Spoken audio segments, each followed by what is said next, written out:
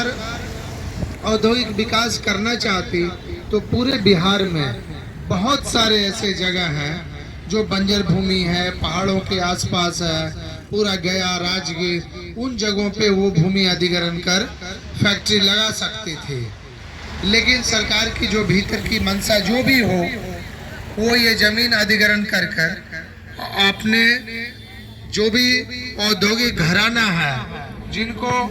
वो ये जमीन जाहिर सी बात है किसी मूल्य पे देगी, किसी शर्त पे देगी, और इससे सरकार और सरकार में बैठे लोग बहुत ही आर्थिक लाभ जो है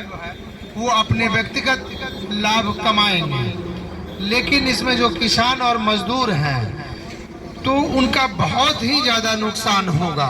क्योंकि आप कुछ भी धक्म अगर देते हैं तो अगर उनसे उनकी सारी ज़मीनें छीन लेते हैं तो उस पैसे से वो कब तक अपना जीवन चला पाएंगे, उनकी आने वाली पीढ़ियां क्या करेगी? क्योंकि ये सारी ज़मीनें तो पुश्तैनी हैं। इसमें जिन भी लोगों का ज़मीन जा रहा है उसमें 90% लोग ऐसे हैं जिनको ये ज़मीन अपने पुरखों से मिला है और जिस पर कृषि कार्य कर वो कई पीढ़ियों से जीवन यापन कर रहे हैं। तो सरकार को इस बारे में, इस वस्तु स्थिति को समझाने के लिए हम लोग जो भी बन पड़ेगा, चाहे वो धरना प्रदर्शन के माध्यम से हो, कानून के माध्यम से हो, बार बार मुख्यमंत्री, मंत्री, इन लोगों को ज्ञापन दे करके हो भी हो, जैसे भी हो, अभी हम लोग प्रयास में है कि उनका ध्यानाकर्षण इस पर हो और जो ये गलत डिसीजन, गलत निर्णय सरकार के द्वारा हो अभी लेने की प्रक्रिया में है, जिनका कि अभी गजट में तो नहीं आया है, लेकिन बार बार जो है इसके बारे में समाचार पत्रों से, फिर सरकारी विभाग से जो है प्रेस कॉन्फ्रेंस करके भी बताया गया है कि इसमें इतना करोड़ रुपया जो है आवंटित किया गया है किसानों से जमीन लेने के लिए, जो कि बहुत ही कम है। और पैसे की बात तो पहले एकदम अलग है, लेकिन किसानों से जमीन छीनना कहीं भी उचित नहीं होता है। तो इसी संदर्भ में हम लोग बार बार धरना प्रदर्शन कर रहे हैं। और अगर हम लोग 20-25 लोग जैसे अभी यहाँ पर जुट चुके हैं तो 20-25-30 लोगों की भी संख्या कम नहीं होती है, क्योंकि न्याय में एक व्यक्ति की याचिका भी सुनी जाती है। तो